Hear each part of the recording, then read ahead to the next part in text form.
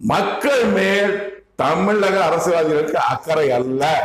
அவர்கள் குடும்பத்தின் மேலும் அவர்கள் கட்சியின் மேலும் அக்கறை இருக்கிறது என்பது என் தேவநாய கருத்தினர் கூறிய திட்ட தரிசனத்தை இப்போது உலக ஜனம் தெரிந்து கொள்ள கூறுகிறேன், கேளுங்கள்.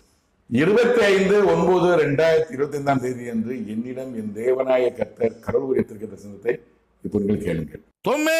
தொம்மே எக்கிட்கா ஐரண்டுக்கா ஊகி திபு ஓ